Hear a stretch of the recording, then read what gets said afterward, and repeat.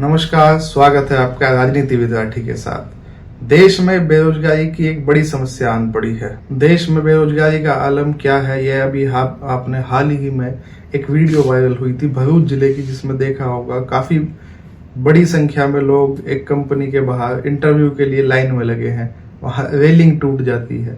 इतनी भारी संख्या में भीड़ उस राज्य की है जो राज्य कुछ समय पहले तक 2014 तक गुजरात मॉडल के नाम से मशहूर था। भरूच जिले की यह वीडियो भारत की अर्थव्यवस्था की पोल खोलता है। उस वीडियो में यह दिखाया जाता है कि हजारों युवा नौकरी के लिए, एक इंटरव्यू के लिए लाइन में लगे हैं, एक दूसरे के ऊपर चढ़े जा रहे हैं। धक्का मुक्की भीड़ भाड़ का नजारा है। जिस कंपनी के दफ्तर में यह भीड़ लगी थी, उन्होंने एक विज्ञापन निकाला था कि उनको कुछ लोगों की आवश्यकता है। लगभग 6 से 10 के करीब पद होंगे। उन्होंने हालांकि वेतन का कोई जिक्र नहीं किया था, लेकिन फिर भी इतनी भीड़ है। मान भी लीजिए 20,000 रुपए का वेतन हो, लेकिन उसमें क्या होगा। यह गुजरात मॉडल 2014 तक सुर्खियों में रहता था। हालांकि अब सुर्खियों में नहीं रहता, अब दिखाया नहीं जाता, अब सपने भी नहीं दिखाए जाते। जो आपकी स्क्रीन पर भीड़ दिख रही है, यह गुजरात की नहीं, आपको हर प्रदेश में देखने को मिल जाएगी। चाहे उत्तर प्रदेश हो, बिहार हो, हरियाणा, राजस्थान, हर जगह आप किसी भी पद के लिए यह भीड़ देख सकते हैं। किसी भी विज्ञापन के लिए लाखों युवा चले आते हैं, दौड़े चले आते हैं कि उनको एक इंटरव्यू मिल जाए या उनको एक नौकरी मिल जाए। अपने आसपास जाकर युवाओं की हालत देखिए कि उनके तमाम रास्ते बंद हो पड़े हैं। एक तो उन्हें खराब स्कूलों में, खराब कॉलेजों में खराब पढ़ाया गया। अब उनके पास कोई रास्ता नहीं बचा है कि वे इस युवावस्था में कार्य क्या करें। उनके पास रोजगार नहीं है।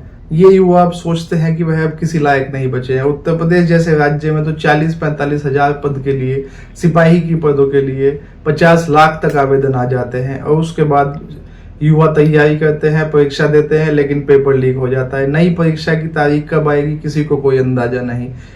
अब तो चुनाव भी खत्म हो गए हैं, शायद तारीख आ जाए। युवाओं में को इंतजार है कि जल्द ही तारीख की घोषणा होगी, लेकिन तारीख पर तारीख। भरूच जिले का यह वीडियो हमें सोचने पर मजबूर कर देता है कि धर्म और जाति की बात छोड़कर अब हमें स्कूल, अस्पताल और रोजगार की बात शुरू कर देनी पड़ेगी, कहीं देर ना हो जाए। आखिर नौकरियां पैदा कैसे होंगी और नौकरियां पैदा हो क्यों नहीं रही है? क्या आपके आसपास इस पर बात हो रही है? वह जो नौकरियां मिल भी रही है, क्या वह सम्मान पूर्वक जीवन जीने लायक है? क्या उसमें प्रोविडेंट फंड है, ग्रेचुइटी है, वह अन्य चीजें जो एक वेतन कर्मी को मिलती है वो मिल रही है? क्या उसकी सैलरी इतनी बेहतर है कि वह एक सम्मान पूर्वक जीवन जी सके? इस पर भी आपको सवाल करना चाहिए। 10 साल आपने खूब बात की धर्म की, जाति की, लेकिन अब बात बंद करना होगा। अब आपको बात अपनी आर्थिक स्थिति की करनी होगी।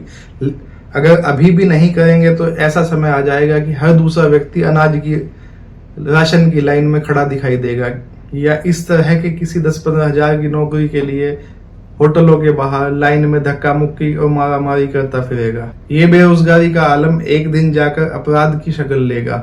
IIT कानपुर की एक रिपोर्ट है जिसमें कहा गया है कि राजस्थान का भरतपुर व उत्तर प्रदेश का मथुरा जिला इस समय जामताड़ा व नूह से भी आगे निकल गया है साइबर क्राइम के मामले में।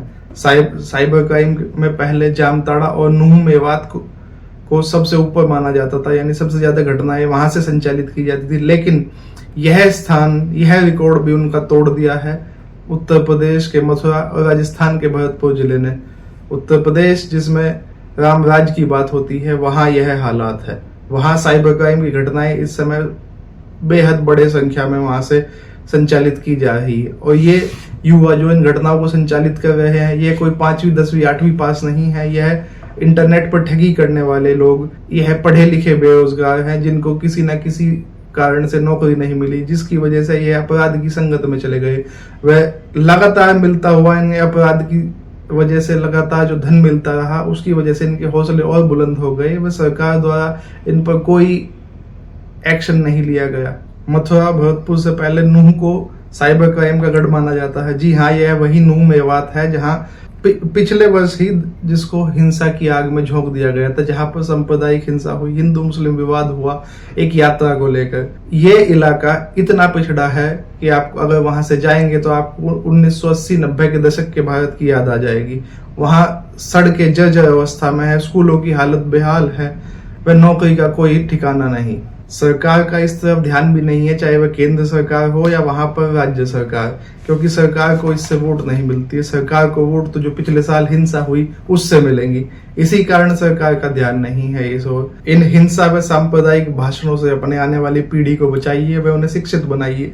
उन्हें शिक्षा इस प्रकार की दीजिए ताकि वो आगे जाकर किसी नौकरी की लाइन में न लगे, कहीं धक्का मुक्की न करना पड़े। प्रोफेशनल स्टडीज की ओर उन्हें आगे बढ़ाइए। धन्यवाद। देखते रहिए राजनीति विद्यार्थी।